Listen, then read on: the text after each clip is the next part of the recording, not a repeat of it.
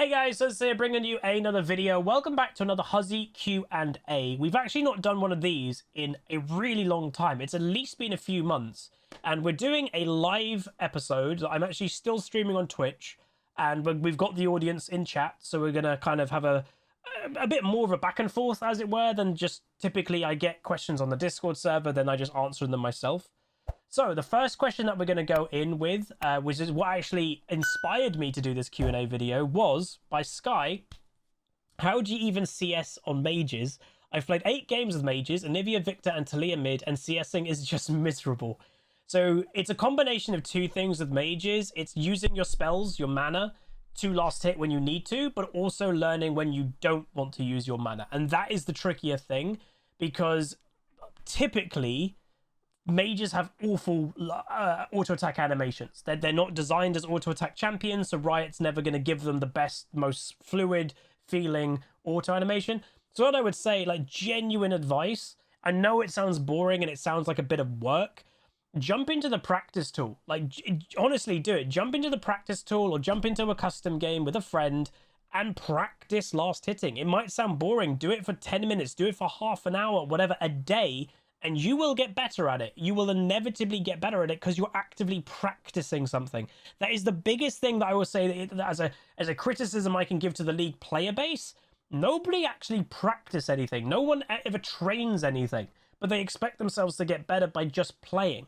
Do you think, like, random example, do you think Michael Jordan, the basketball player, just played basketball and then expected himself to get better?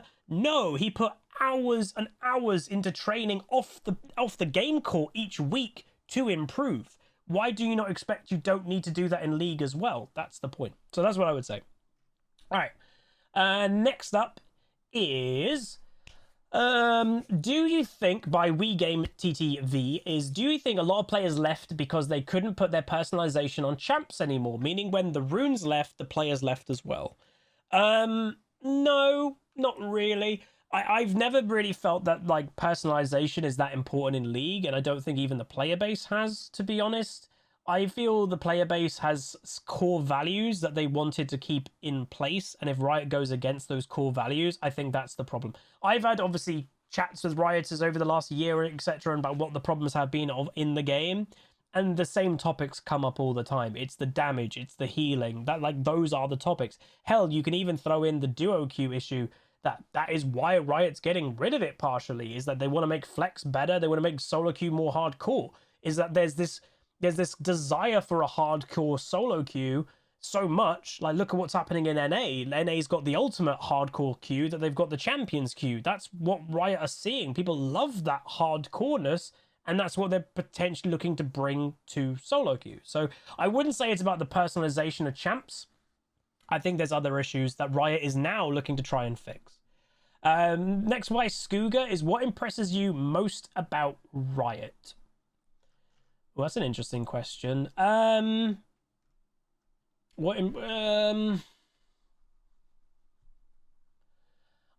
say Riot's willingness to improve itself.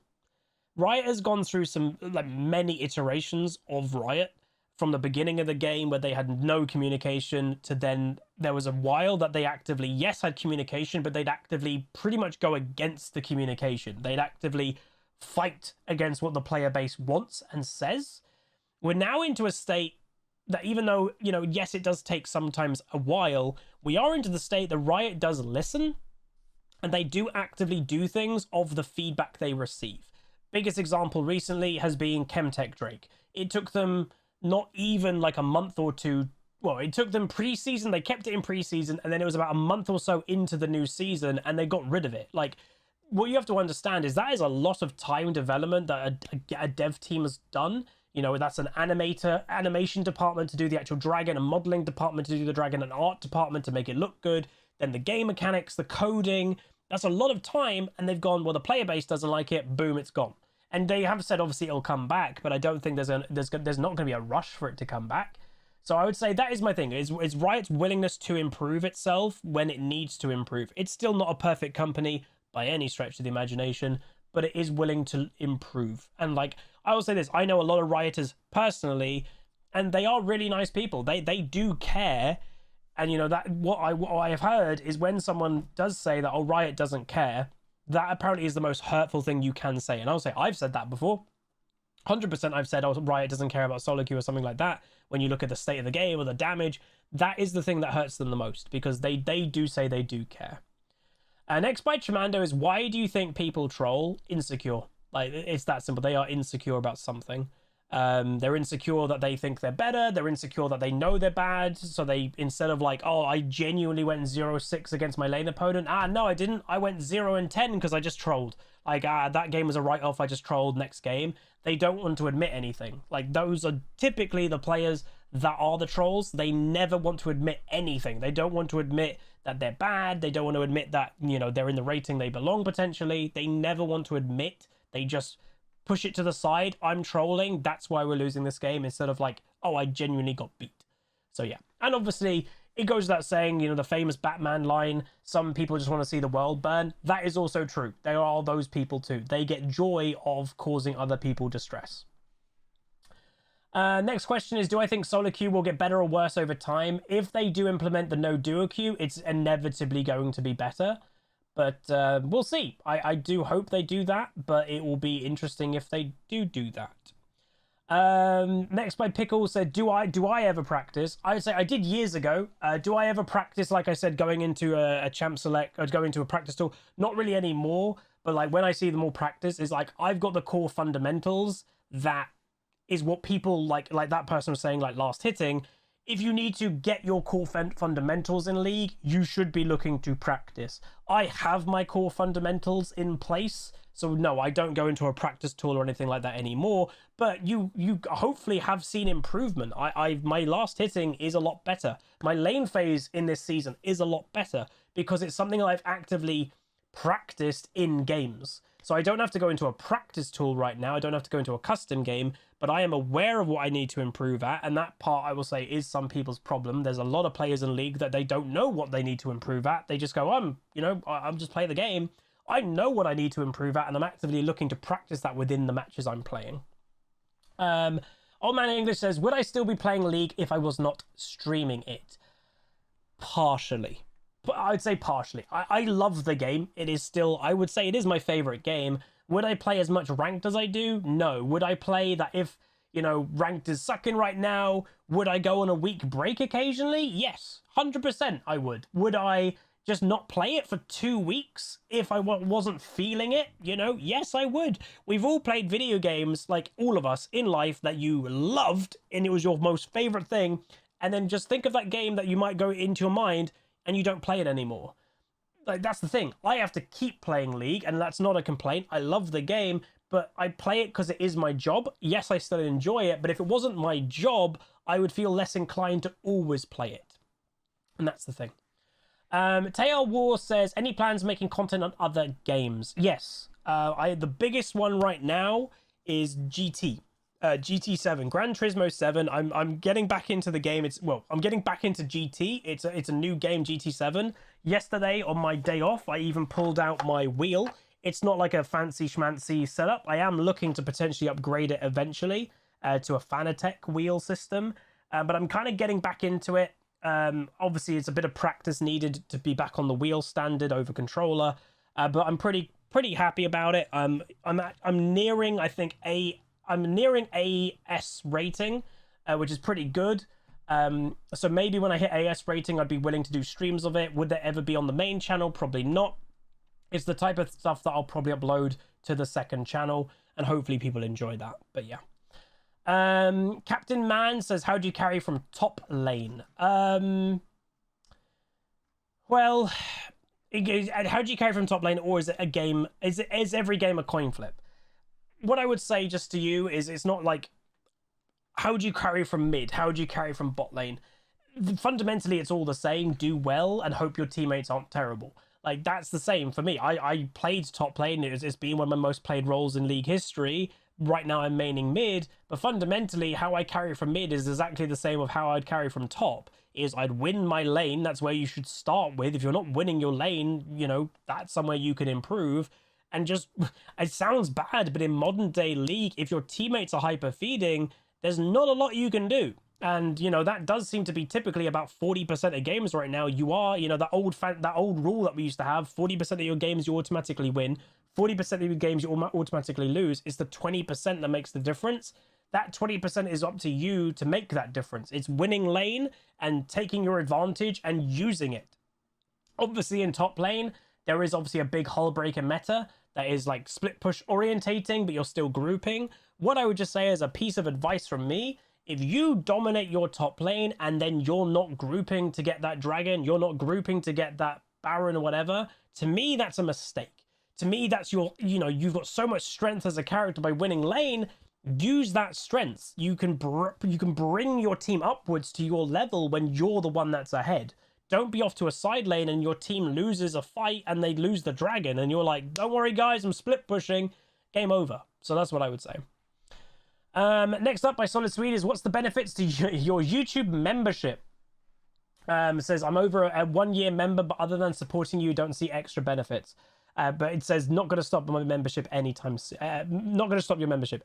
It's mainly, again, if anybody doesn't know, there is like a Twitch subscription version on YouTube. It's called YouTube memberships. If you see the join button in a video, that's what it is. In all honesty, there's not an insane benefit to it. You know, I'm surprisingly, I know people get shocked by it, but I'm a very busy person doing 2 videos a day, every day, streaming 5 times a week. I've got very free little time. I obviously, with the move, I'm hoping to have a bit more free time in my life, because it basically, when it's my own place, my calendar of work can open a little bit more. Right now, I've got to stop working at like 9-10 p.m. because people are trying to fall asleep. When it's my own place, I can kind of do whatever I want. So hopefully that will allow me to have a bit more free time, and we can hopefully give some proper benefits to the YouTube members. I don't think there's many of people like YouTube members at the moment. I want to say there's about 10 to 15 of you. And I just have to say thank you very much if you are doing that. It does mean a lot. And obviously your benefit for being one is obviously you do get the membership badge if you leave a comment, and you do get access to the Huzzy emotes in the YouTube comment section, which I see some people using, but not everybody. So if you wanted to have the YouTube member badge, if you wanted to have the emotes, if you comment in a lot of videos, feel free to join the YouTube membership program down below. By Pigeon is, do I think removing duo queue and a hard reset will be enough to improve quality of solo queue with all the trolls around? I think it would massively help. The thing that Riot's never mentioned, though, that they're talking about the removal of duo queue, there's been no mention of a hard reset. I think it would be absolutely fantastic if getting rid of duo queue meant that, oh, we should do a hard reset, which makes sense, right? Like, think of all the people in Platinum, Diamond who are only there because they duoed. Well, let's do a hard reset so it kind of resets everything, and then you can climb again. I'd be well up for that, but I don't think they're ever going to do a hard reset. I know, like, I used to say they're never going to remove duo queue, and now it looks like they are. So I guess never say never. They might do a hard reset, but I kind of doubt it. But yeah, it would probably improve quality quite a bit. GT Wallace says, do I think making League pay to play would make trolling toxic players less frequent? Yeah, it's inevitable. It is inevitable that paid games are less toxic. I'm not going to say they aren't toxic, because they still are, but there is less toxicity in paid games than there is on free to play, because it's quite obvious. If you get banned or punished and you've paid 50 quid or whatever to buy a game and you get banned, well, you've just thrown that money down the drain. The way of League of Legends is it's free to make a new account. And yes, if you do get banned, you lose any money that you've spent on that account, which there has been examples of really toxic people losing thousands of value, that, you know, they've put thousands on an account and got permabanned, and that's it. They can't get that back. But if majority of toxic players, they know they're toxic, that's the kind of weird thing. They know they're toxic, and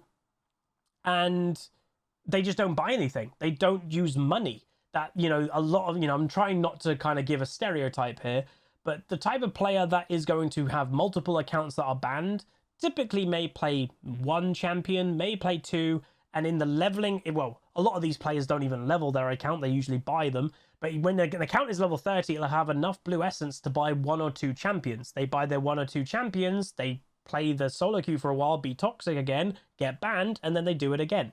Those are those type of players, where if you made it a cost that you couldn't do that, yes, clearly it would make it less frequent because people wouldn't be buying into the game if they know they're going to be toxic and they're just going to get banned.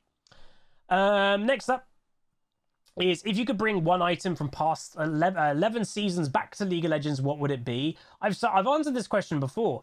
Deathfire Grasp. It honestly fits the game. Deathfire Grasp was a burst mage item from many, many years ago that was removed, and I kid you not, Riot said it was something like 99% of players that buy DFG do not use the active of DFG, which was like an extra bit of burst damage. Well, that was back in like the early seasons of League where everybody was terrible at the game. Now that the average player is a lot better because it's a really, it's an older game and everybody's used to using item actives, the meta is still burst. That is still the League of Legends meta, is still burst. So why not bring the item back? That to me would kind of make sense. But yeah. All right, next up. Waffles or pancakes? Pancakes every single time. Don't at me. I'm probably gonna get like, how can someone that has anxiety issues in League can improve on that? Is removing chat a good start? Yeah, I'd definitely say removing chat is a good start if you do get anxious about what people could probably say in chat. I will say everybody's anxiety is different, so obviously please do look after yourself depending how bad your anxiety is. I used to have ranked anxiety in the early stages of League, believe it or not. You might look at me now and go, Huzz, you treat ranked like it's a normal game. You don't even think about playing ranked. True. But that wasn't it always. I did have ranked anxiety. I had butterflies in my stomach queuing up. But the moment that I got in the game, I would be okay. That's kind of like me in life in general, is if I can force myself to do something, I'll probably be okay. And that's how I dealt with it. I did that, and enough that the butterflies feeling kind of slightly, they faded over time because I was getting used to just playing ranked. That could work for you. It might not. So unfortunately, the thing with anxiety, it's different for every person, and you just have to, you have to look at what your situation is and apply what the best thing is for you. I would say though, getting rid of chat is a good idea. Next up, from Shmion says, is that your question? Is that a question? Oh, so I'll read it all. Yeah, people have got a lot better at the game on average. A Faker from now would own Faker from season 2 or 3.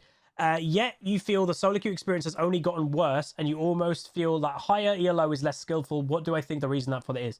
I will say the average player now is better than back in the day, 100%.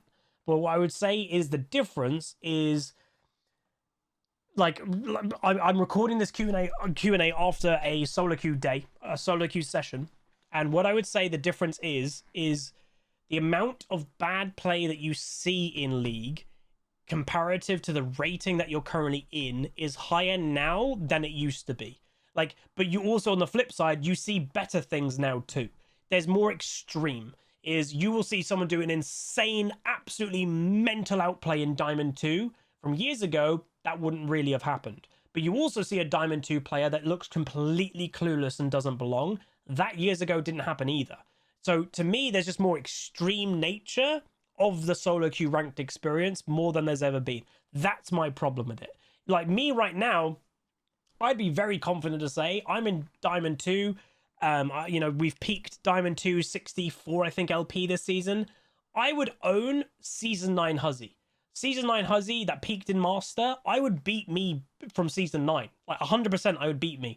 I'd beat the Season 3 Huzzy that got Diamond 1 for the first time. I'd absolutely wreck the past versions of myself. That's the point. People, the natural course of the game is better, but everybody's average does improve. But yeah, that's what I would say. What do I think personally was my best season in LoL performance-wise? I mean, officially it would be Season 9, technically, because that's when I peaked the highest. That would be Master on EU West, officially. But, I didn't play competitive in Season 9. If you wanted to throw in my competitive days, Season 4, roughly. Season 4, I believe, was the season that I won the Riot Battlegrounds tournament. That was all the best teams in the UK. That was even a, not an LCS qualifier, but it was a Challenger Series qualifier, and my team won that. So that was a very big performance. I think that was also the same year that my team, the Absolute Zero, we beat a team that went to Worlds. Like, we played against a team that went to Worlds and we beat them. So, like, that was a pretty good year. But on SOLOQ, it's Season 9. I am hoping this year will be the best year, but we'll see. Have I ever thought about quitting League? Yeah, 100%. The closest I ever got to was last year. I think I might have mentioned this. I don't know if I've ever mentioned it officially in a video, so the YouTube audience might not know this, but I think some of the Twitch audience might. I got the closest to quitting League last year. So when you guys could just tell, like, I'm frustrated in League in my commentary occasionally, but that's just from seeing bad play. If I see bad play, I'm a bit triggered, right? And I think that's kind of normal in League of Legends. Yes, I don't want to be. Yes, I'd prefer if I wasn't, but I do think that's kind of normal. Like, dude, you're in Diamond 2 and you're seeing really, really bad play. That's frustrating. Last year, I was just angry. Like, just straight up. I was angry with the game. I was like, I really thought the game was going downhill. The damage was ridiculous. Everything was ridiculous. I hated the game. I got to the point that I did apply to some jobs.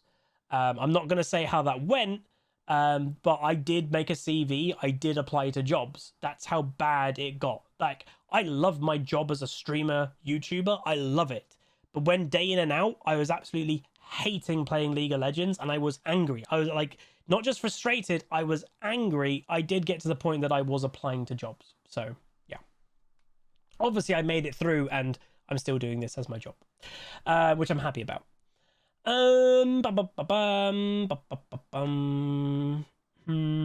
Okay. I'm seeing like a lot of replies to things that I said. I'm not seeing new questions yet. Do I think Riot should implement a play limit on new champions? For example, must play at least 10 games of a new champ before playing it in ranked. By principle, it makes sense. The problem that you've got with that, and this is going to be like a double standard, and unfortunately these do exist somewhat. The difference between a silver player taking a brand new champion into ranked for the first time is inherently different to a diamond or a master or a challenger player taking a champ into a game for the first time. A challenger player, let's just use the extreme example, can go into a game, probably learn the champion while playing it in 5 minutes and probably be pretty damn good at it. A silver player or something like that, of using the absolute extremes, an iron player to a challenger player, an iron player will probably take quite a long time. So is it fair on the challenger player that you're stopping them? When a challenger player doesn't play any normal games, you force them to play normal games or something like that. Like, that doesn't sit with me well. What I would probably do instead, and yes, there is a limit, it will still limit players who are challenger or something, is I would just stop people playing in ranked initially. Is it releases, and maybe not for long, 3 days, maybe? So if someone's really excited to play the new champion, yeah, you have to play a normal game. You cannot lock it in ranked right now. You can go play it in normal, however. And then after 3 days, the floodgates open. Anybody can play it in ranked. Maybe that, but yeah, because I do know there's a problem with people playing new champions, but still. What meta build champ from the past that I like the most? Yours was Echo Tank Top, or you evil person, Hidden Hobbit. Good question. I don't really know. I kind of like, even though I do think of like the game like in a nostalgic way from years ago, I am happy the game does move on. I wouldn't want to sit here and go, dude, I want season 3 now. Like, it's in the same respect that, like, I don't really get WoW Classic. If someone said to me, dude, they're making League Classic, you can go back to season 3, the glory days you call it, I wouldn't play. I would not play League Classic. Why? Because I care more about moving forward than going back. Like, that's what I don't get WoW Classic. Like, I'd rather, like, play the modern stuff than go back to what I've already done 10 years ago. So, yeah, I don't know. Like, it's hard to me answer that question because I kind of forget what I liked in the past. Maybe like a standard Lee Sin build from season 3. I don't know. But anyway, we'll answer a couple more, and then we'll be done for today. What else have we got? Have I played TFT recently? So I'm actually nearly caught up. Have I played TFT recently? The answer is I play TFT every stream. I play one game of TFT to help my voice wake up, because my voice with GERD or GORD or however you want to pronounce it is quite bad when I first wake up in the day. So I do play a TFT, but I don't really pay attention to what's going on. I just kind of use it as like, oh, I'm kind of waking up. I obviously I've paid attention to TFT more in the past, but I don't know, I just don't really care for much TFT at the moment. I'm sure I'll probably get involved with it and pay attention to it more in the future eventually. But yeah, I'm just not massively into it right now. And then our final potential question of today is, who is my favorite champion in terms of lore? I'm a sucker for pirate champions, like genuinely. So like Gangplank, I love. Misfortune is great. She's a pirate hunter. But like, I love pirate stuff. So probably just the pirate lore in League of Legends. Okay, final question is, when do I think the damage is actually going down? So Riot has said that they're launching an investigation.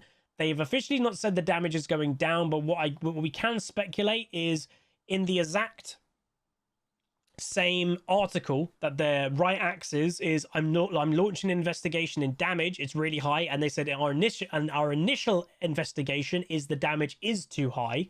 In that same article, they also have spoken about is healing too high, and they also said healing was too high. In the upcoming patch, they are slightly reducing healing already. So if they're slightly reducing healing during the season, we might see at like mid-season. Normally the two big patches of League of Legends is mid-season patch and pre-season patch. So maybe the mid-season patch will see damage going down and healing going down even more. To be honest, for me, I expect it to be pre-season next year. That's my big assumption, is a big change of reducing the damage, making it like that. I would say that's a pre-season thing. That's my opinion, but obviously, again, I could be wrong. And who knows? They may never like really make the damage go down. You know, you never know. But that's going to be it. I'm done. We're not answering anymore because we'll just continue going forever potentially. Hopefully you guys enjoyed. Not done a Q&A in a really long time. If you actually enjoyed it, there'll probably have been some league footage on the background of probably terrible league games, because again, if it's a good game, I'll probably upload it. If I've got spare footage, it means I haven't uploaded it as a video. Therefore, it was probably not a great League of Legends game. So if you enjoyed it, please do throw a like on the video, throw a comment, subscribe. Hope you're all doing well, and I'll see you guys next time. Goodbye.